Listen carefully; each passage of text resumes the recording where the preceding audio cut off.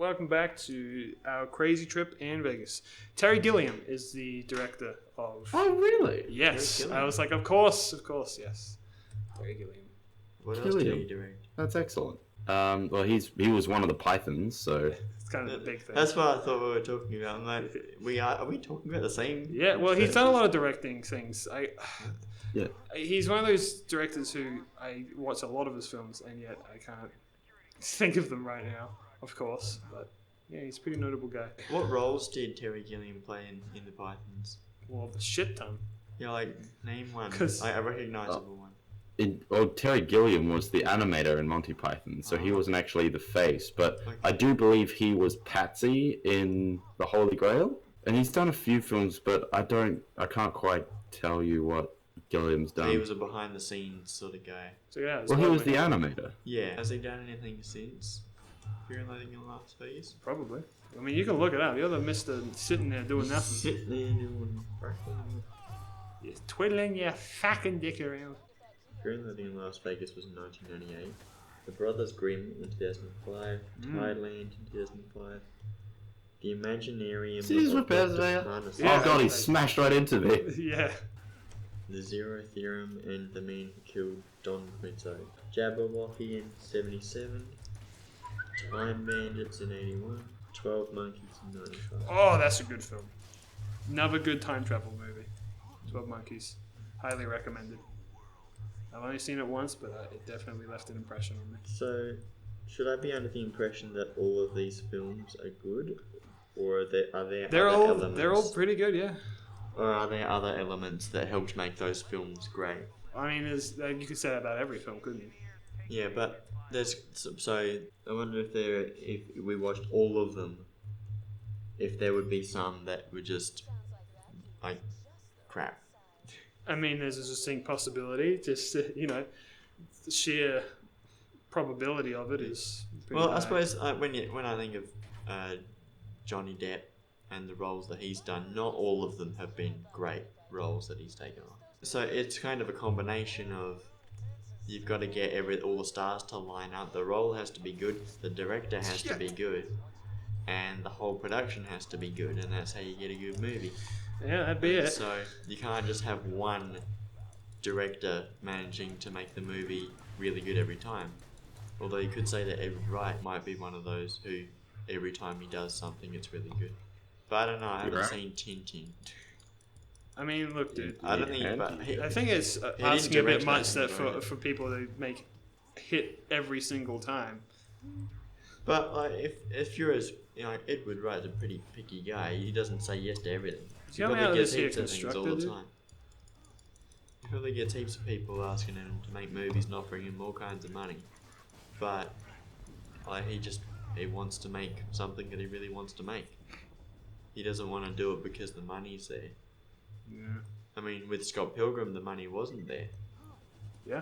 There was an unheard of comic book. That's the thing about Edgar Wright. Another reason why I like him so much. He makes movies because he wants to, not because he has to. Yeah. But then, sometimes those passion projects don't always come through either. One of the most infamous being Treasure Planet, which I was reading about the other day. You like that film, don't you, Aaron? Which one? Treasure Planet. Is Treasure Planet that cartoon? Yes, it's a Disney film. Yeah. Yeah, it's a Disney film, lesser known because it didn't do so well in theaters. But it did well enough, but... No, it didn't. It was the biggest box office flop in, Disney history. How? But it became very that's much the classic. thing, isn't it? There's some conspiracies behind that. Disney wanted it to fail and things. Sabotage. The thing about the directors for that film, right? They wanted to make that... Here's what they did. They came to Disney in forever ago. And they were like, we got two ideas for movies. One is we're making a Disney version of The Little Mermaid. And the other one is Treasure Island, but in space. And then, who's the main Disney man? He was like, I like Walt Disney? No. He was like, well, I like the mermaid one, but the space one, fuck it. No, do the mermaid one. Like, oh, okay. And then they did that. And then they're like, can we make our space movie now? And he was like, no, make another one. And it was like, I forget which ones. I can't remember all of the movies, but they kept making these Disney hits over and over again. Finally, they're like, please let us make Treasure Planet. And they're like, fine, do it. And then they did. But the thing about Treasure Planet is, oh, you did it, is it came out around the same time that like 2D animation and traditional animation was kind of being eased out, right? By 3D anyway. By 3D. And then there are conspiracies that like, well, maybe Disney kind of wanted to fail because the marketing for the film was not very good. Like, they really didn't try. And it came out the same year, or around the same time as Harry Potter 1, The Philosopher's Stone. So that was a big competition. And even their own film, The Santa Claus 2, and they promoted The Santa Claus 2 way more than they promoted Treasure Island. Really? Yeah. Treasure Planet. Oh, my God. Sorry. And so there's a conspiracy that they wanted it to fail. And they were like, we want to move away from 2D animation. This is one of our last ones. Well, like, obviously Princess and the Frog happened as well, but that was many years later. I remember the Treasure Planet being like a fun movie. It's a pretty fun film. Yeah. Oh, it was brilliant. Like, its designs were There's only one thing that I think is really, really bad about it, but the rest of it's excellent. What's bad about it? What was the really, really bad thing? The robot. Ben. Yeah. I liked him. He was cool. It's not that I dislike his characters. I just like the fact that they introduced him in the end of the second act. He comes out of nowhere, and they have very little screen time with him, so they try and make him as comic reliefy as possible.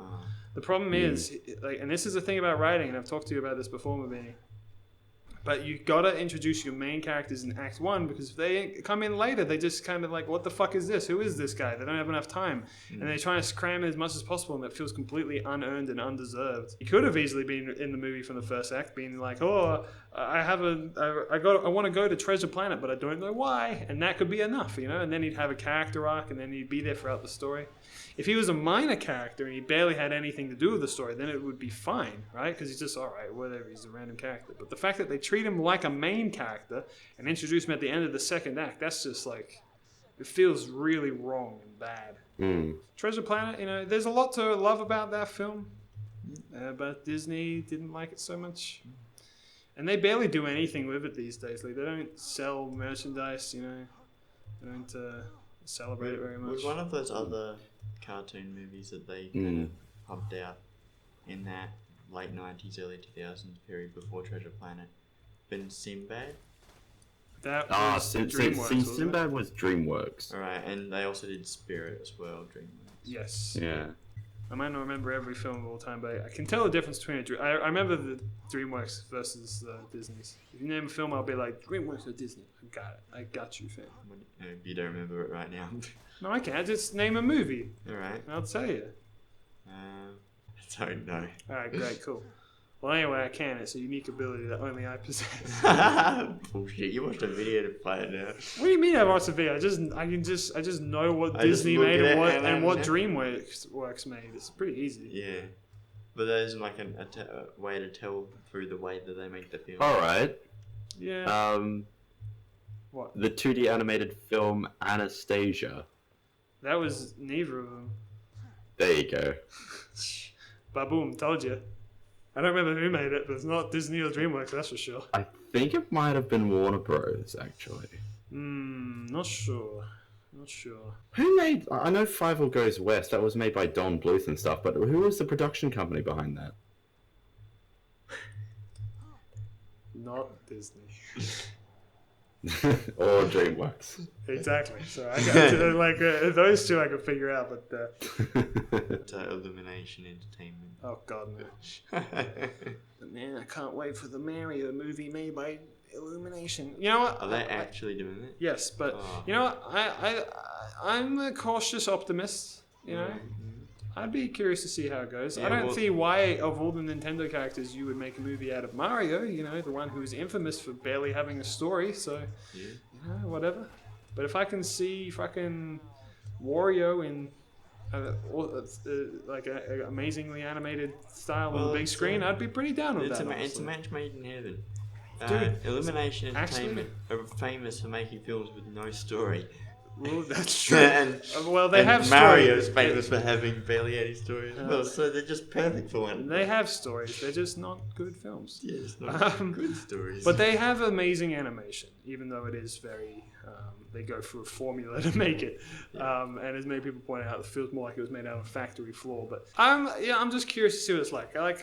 There's only a couple of Illumination films that I think are awful, like Sing and the Minions movie, and possibly Despicable Me 3. I haven't seen it. Wasn't there a bird one as well, Rio? Is that Illumination? I don't know. The Easter Bunny. They did make Hop. Yeah. Yeah.